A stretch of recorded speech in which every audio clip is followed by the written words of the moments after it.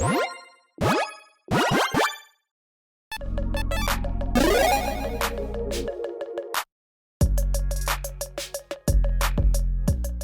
everyone, Mitch coming in with the Commander's Core Studio. Welcome to the show. So on today's episode, I'm going to be taking you through my picks for some of my favorite cards from the Lost Caverns of Ixalan, outside of the Commanders, which I already did an episode on those. So there will not be any legendary creatures on this unless I accidentally slipped up and included one, which I'm sure I did not, right? So on this episode, let's talk about some brand new exciting cards that you should be keeping in mind for some of your decks.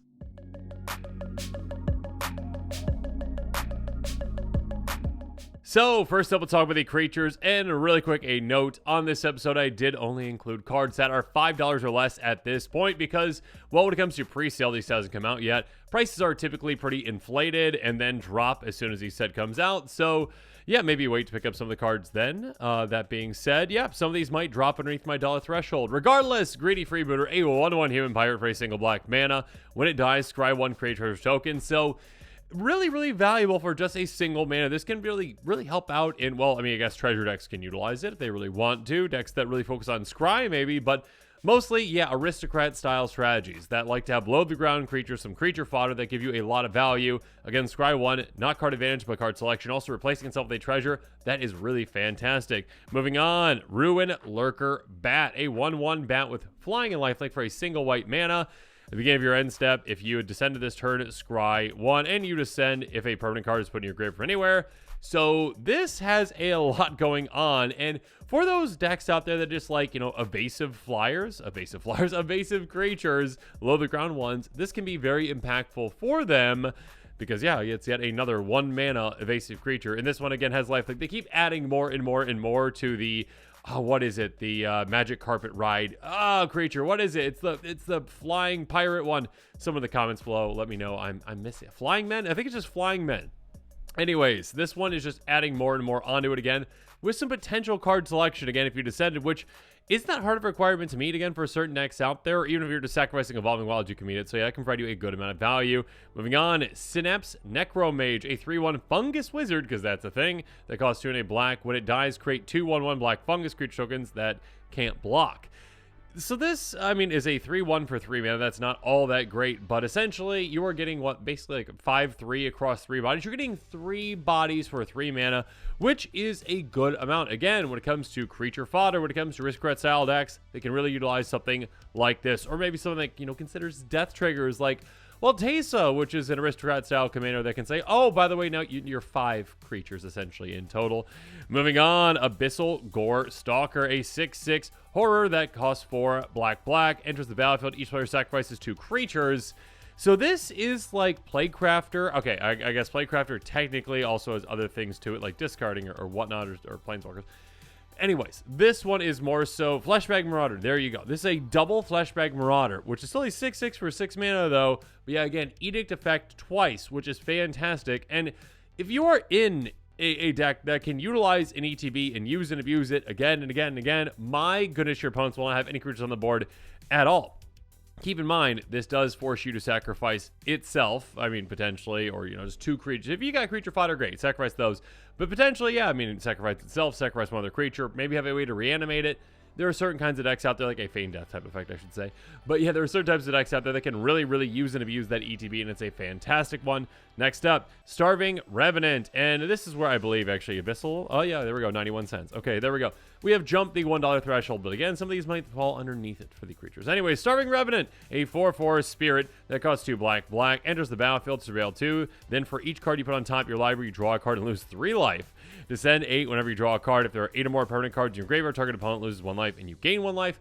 So this one will help you out in multiple ways. First of all, again, surveilling 2, again, isn't card advantage, but it is card selection. Fantastic card selection. It gets cards in your graveyard.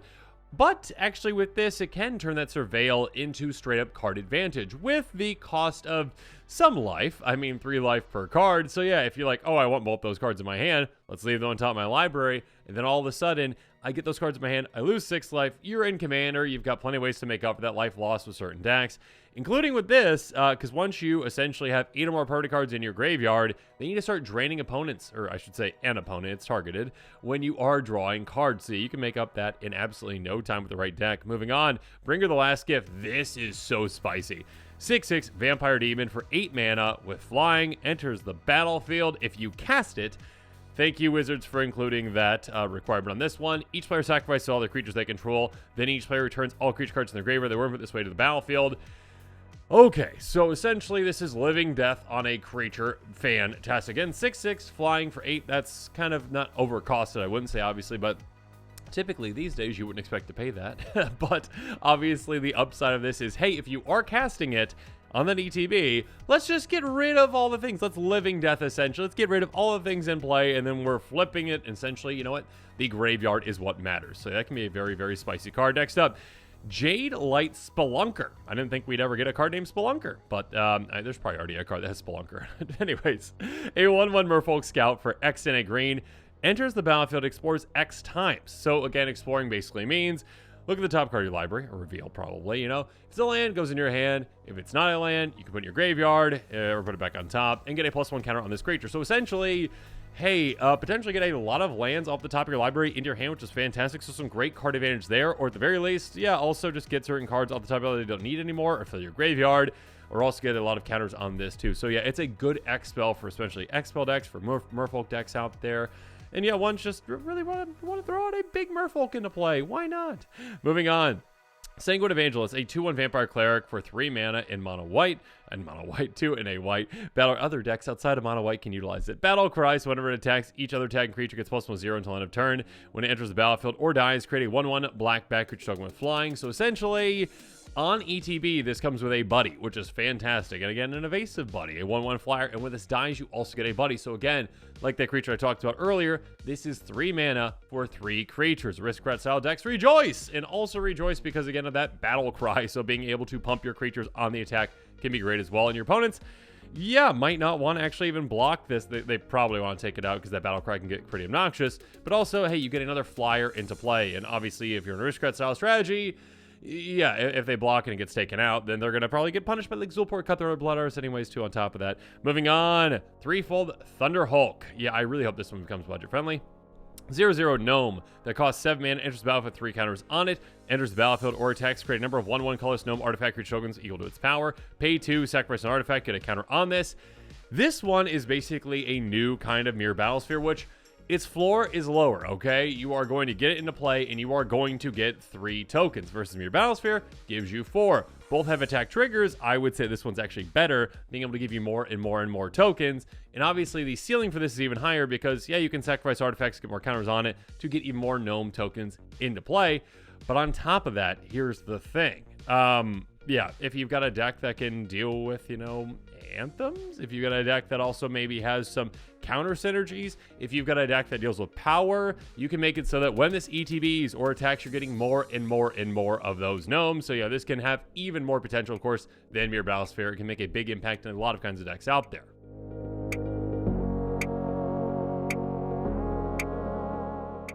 Now let's move on to some artifacts to keep an eye on. And first up, yeah, I really hope this one ends up underneath $1. It's $2 right now, but still. Brass's Tunnel Grinder enters the battlefield, discard any of your cards and draw that many +1. So a great self-wheel, essentially, and again, replace itself, which is nice. Beginning of your end step, if you descend this turn, you get a boar counter on it, then for 3 more boar counters on it, remove them and transform it. So obviously, if you've got proliferate effects, you can kind of speed that up for you as well. Flips over into a really cool land.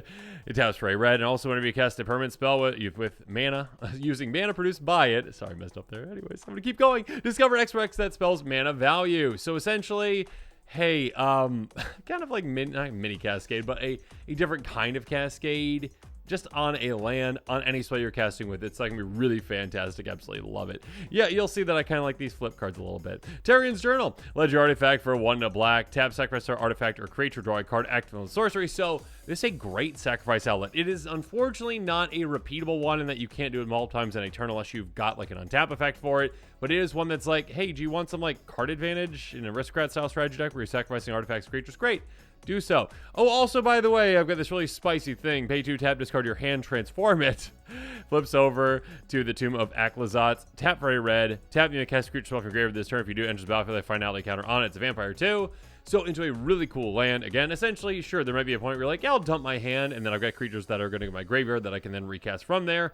Or also just, hey, maybe I don't even have a hand. Okay, there's no real cost for it, essentially. So a really cool effect. Then we've got Unstable Glyph Bridge, artifact for 5 mana.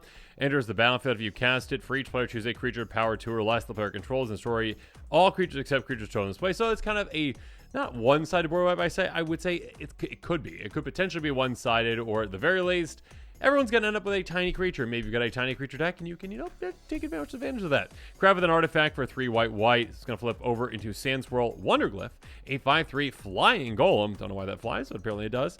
Whenever an opponent casts a spell during their turn, they can attack you or planeswalkers you control this turn. Each opponent attacked you or a planeswalker you control this turn can't cast spells. So a really cool effect where it's like, okay, you know what, opponent? You gotta pick and choose. If you're gonna cast things, you can't attack me. And also, if you are going to attack me, you can't cast things. So this is a great way to essentially just be a good deterrent. And then finally, for the artifacts, this one I really hope is gonna be budget friendly, but I'm not sure it's gonna get there. Again, it's $3 right now. Hopefully that's just a very inflated price and it drops. Matt Zalantli. I always mess up these names. I'm sorry. The Great Door. Ledger artifact for 3, tap, draw a card, discard a card. So some fantastic repeatable looting right there, which is already just great, especially for a deck that might maybe have some ways to one-tap, maybe ways to take advantage of artifacts. On top of that, though, pay 4, tap, transform it, activate if there are 4 more permanent types among cards in your graveyard.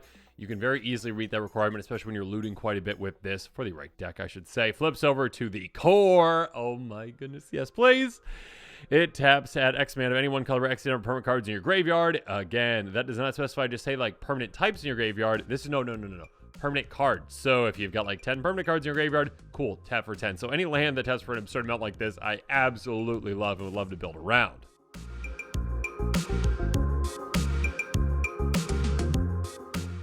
Now, when it comes to enchantments, one that I do want to highlight is a pretty spicy one with a spicy name, Eaten by Piranhas. An enchantment aura that costs 1 and a blue, flash enchant creature. Enchant creature loses all abilities and is a black skeleton creature with base power toughness 1/1.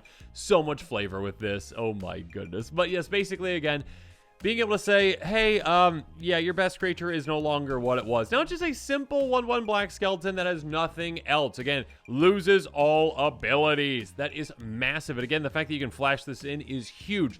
This can shut down an opponent's most crucial piece, which typically is their commander.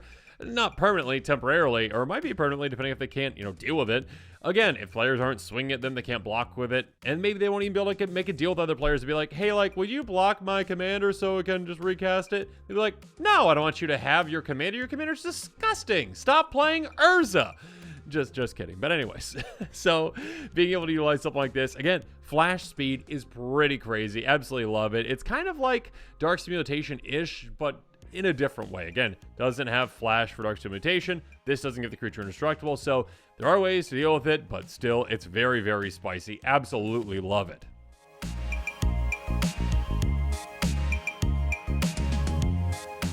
And finally, one land that I really want to highlight is Restless Prairie. Oh my gosh, look at that art. It's a llama!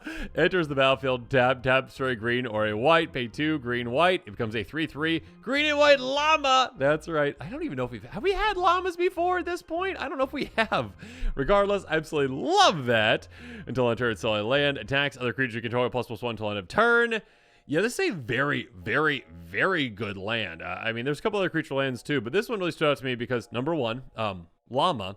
Number 2, yeah, that's a great attack trigger, especially for these colors, because these colors typically are like, hey, creatures here, creatures there, creatures everywhere, creature tokens everywhere, just flooding the board with a ton of creatures, and all of a sudden you're like, oh, I'm just going to swing at you with my llama, pump my entire team from a land. Yeah, that's pretty fantastic. Absolutely love it. Here's hoping this somehow gets to be underneath $1. And with that, this episode is coming to a close, so in the comments below, let me know what your thoughts are on it. What are your favorite cards from this set? Which ones should I have highlighted? And which ones are you hoping to be budget-friendly? And if you are interested in any of the cards I talked about, make sure you check out that card list link in the description below. And of course, as always, thanks again, and have a good one. This show and episodes like this one are possible thanks to viewers like you. If you're looking for an easy way to help support this show, make sure that you like, share, and subscribe. Also, hit that bell notification icon so you don't miss any new episodes. You can also go check out our playmats and other merchandise at thecommandersquarters.com. We also have a ton of brand new t-shirt designs in stock, so make sure you check out those as well. Another easy way to support this show is with our TCG player affiliate links. So whether you're buying a deck or individual cards, you can use this general link right here or one in the description. And the final way that you can support this show is by supporting us directly by becoming a patron. There are many benefits to being a patron, and I truly couldn't do this without all of their support.